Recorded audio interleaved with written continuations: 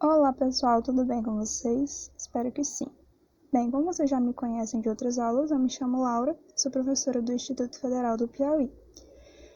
Essa bonequinha é uma Bitmoji e é uma espécie de representação de mim. Bem, na aula de hoje nós vamos ver a respeito sobre capacitores. Espero que vocês gostem. Vamos lá?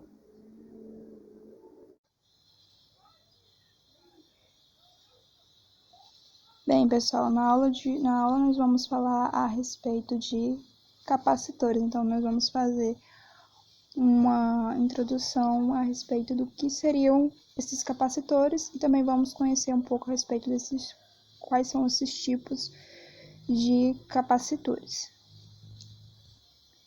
Bem, o que seria um capacitor? Então, a gente vai dizer de uma maneira bem simples que um capacitor, a gente pode entender assim, que ele vai ser como um par de condutores, que esses condutores seriam, no caso, as placas. Então, mais à frente a gente também vai ver uma ilustração mais ou menos do que seria esse capacitor, para fixar melhor essa ideia na mente de vocês. Em que essas placas, elas vão ser separadas por um material isolante, que vai ser o dielétrico. E quando acontece uma diferença de potencial, que seria a tensão que vai ser aplicada a esse par de condutores, que no caso seria as placas, vai surgir um campo elétrico a partir do dielétrico, que esse dielétrico vai ser o material isolante. E esse campo ele vai ser capaz de armazenar energia, também é daí que vem o nome de condensador. Então, se vocês verem o nome, desde vir o nome capacitor, vir o nome condensador, então vocês já sabem que se está se referindo à mesma coisa. Bem, e nós temos também uma propriedade importante do capacitor, que é a capacitância. E que os capacitores, eles tendem a armazenar cargas elétricas na forma de campo eletrostático. E ela vai ser medida através do quociente da quantidade da carga pelo potencial, que vai ser essa divisãozinha que a gente vai fazer aqui para calcular a capacitância de um capacitor. Então, eu vou ter que ter a quantidade de carga dividida pela diferença de potencial, que vai vir a existir entre as placas do capacitor. Então, a gente vai representar matematicamente dessa seguinte fórmula, que vai ser o C, que representa a capacitância, que é igual ao Q, que é a quantidade de carga, dividido pela diferença de potencial, que é o V de volts. Bem, e para que são utilizados esses capacitores? Eles são amplamente utilizados em circuitos elétricos, que eles vão servir para bloquear a passagem de uma corrente contínua e também eles vão ser utilizados para permitir a passagem de uma corrente alternada. Então, o capacitor ele serve para bloquear a passagem de uma corrente contínua e também para permitir a passagem de uma corrente alternada. Também eles vão ter a função de filtrar interferências, suavizar a saída de fontes de alimentação e são responsáveis também pela sintonia de circuitos ressonantes, dentre várias outras aplicações que podem vir a ser responsável, o capacitor pode vir a ser responsável. Bem, aqui é uma ilustração mais ou menos de como é que funciona um capacitor de placas paralelas. Eu tenho aqui a placa do sinal positivo e a placa do sinal negativo. E aqui no meio nós temos o dielétrico, em que esse dielétrico ele pode ser composto de vários tipos de material. Pode ser composto por papelão, por óleo, enfim, vai funcionar como uma espécie de meio que um isolante. Na prática, nós temos uma figura de um capacitor de forma ilustrativa. E na prática, esses capacitores eles são formados por diversas placas. E que essas placas elas vão ter a função de aumentar as superfícies das mesmas, a fim de que possa vir a obter uma maior capacitância. Então, aqui nós temos de forma ilustrativa, nós temos aqui são os terminais de comunicação, esses polozinhos aqui. Aqui dentro nós temos o dielétrico. Essa placa aqui vai ser uma placa metálica. Isso aqui vai ser um alumínio. E a isolação desse capacitor é feita de plástico, certo? Existem diversos tipos de capacitores que a gente possa imaginar. Também depende do material que vai ser utilizado no dielétrico. E cada dielétrico ele vai ter um valor diferente de capacitância. Então, por isso, a gente tem que considerar as mesmas dimensões físicas que vão vir no capacitor.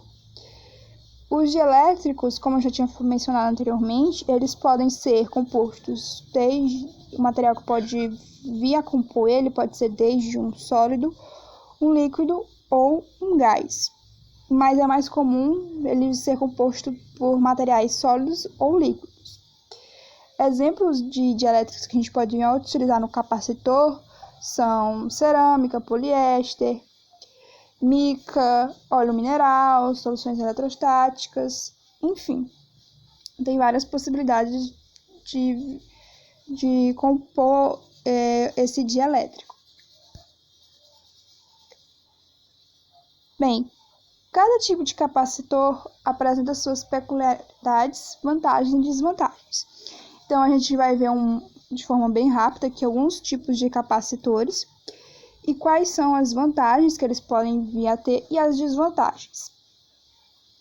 Os capacitores de cerâmica são capacitores bem pequenos, já eles têm um baixo custo e eles são mais adequados para altas frequências. Eles são fabricados com valor de capacitância de picofarads, que esses picofarads é chamado de PF, que é a sigla deles, até 1 microfarad. Sua capacitância pode variar dependendo da tensão aplicada. Já nós temos o feito de poliéster, que eles são muito mais utilizados para sinais AC de baixa frequência, mas eles são inapropriados para altas frequências. Então, é sempre importante vocês analisarem para qual situação vocês têm que verificar qual o capacitor correto para determinada situação. Se você precisa de um capacitor que tenha uma alta frequência, então você já observa que o de poliéster não é o mais adequado. Então, o seu valor típico de capacitância reside na ordem dos nanofarads.